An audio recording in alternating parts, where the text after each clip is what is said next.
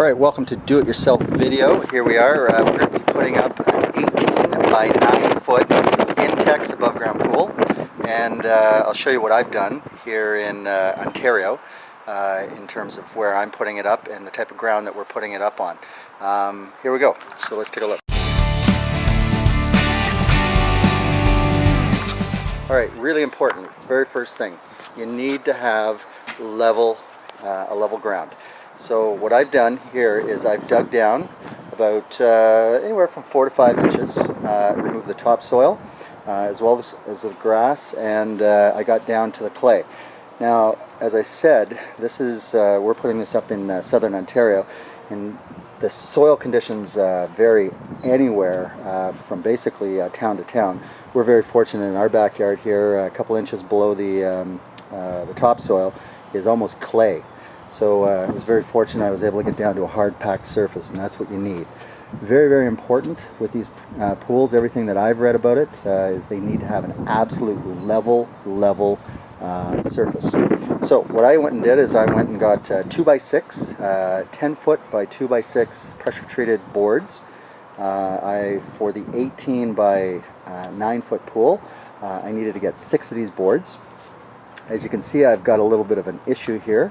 My deck, I've got a stone walk around at the base of my deck, and that kind of jutted out right exactly where I guess the top right corner came together. So I kind of did a little bit of a jury rig here, and I think it'll be fine. I came level with the stone, so if worse comes to worse, one of the footings will be actually on the stone.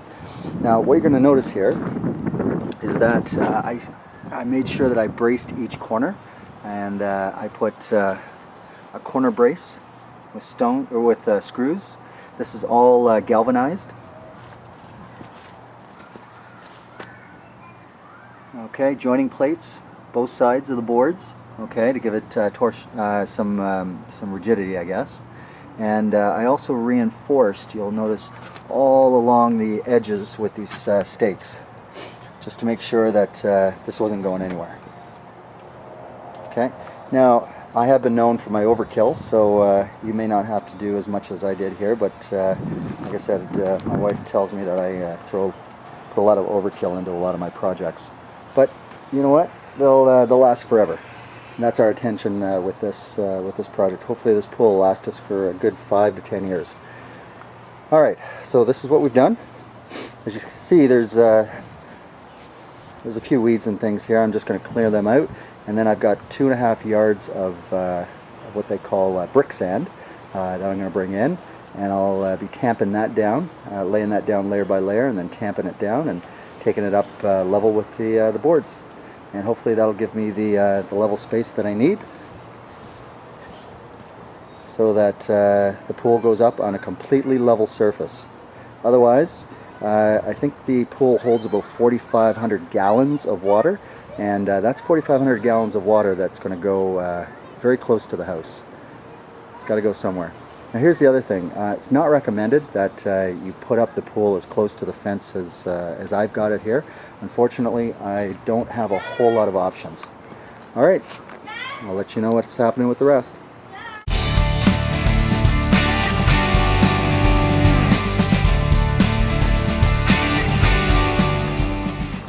Alright, quick update. So, we've been wheelbarrowing for about the last 2 hours, and this is what we've done. This is not quite 2.5 yards. There's still about another 3/4 of a yard still on the driveway, but this is where we're at in terms of just trying to get as much sand in here. You can see from the edges that there's still quite a bit that I've got to come up. In some spots, a little more. So you can see this is certainly back-breaking work. So just remember, when your kids tell you that you never do anything for them, and that they hate you, and that they think that you're the worst person in the world, you can show them this video and say, nope. In fact, Mom and Dad broke our backs for you guys.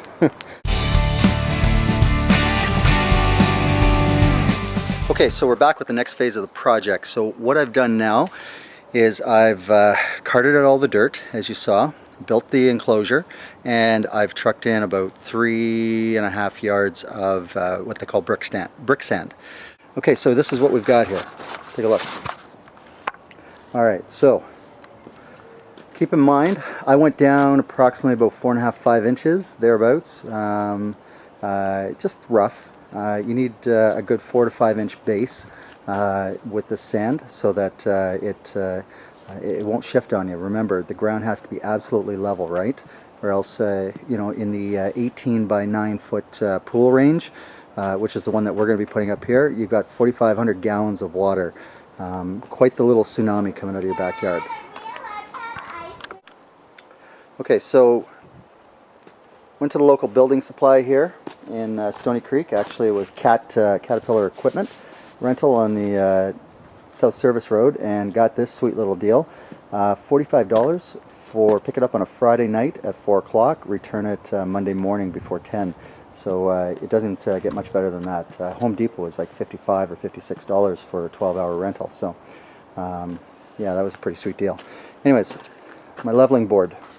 Okay, you're going to need something long enough.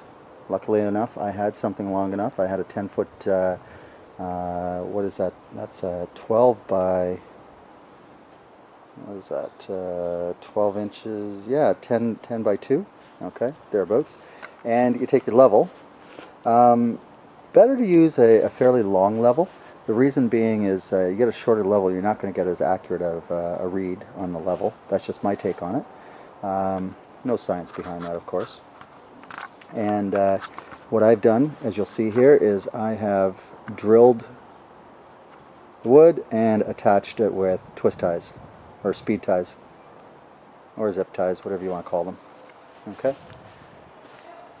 So, this is where we're at.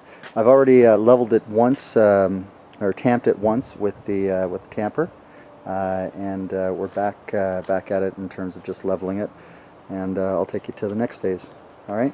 Hopefully next time we check in, we'll have a completely level pad and be ready to put up the pool.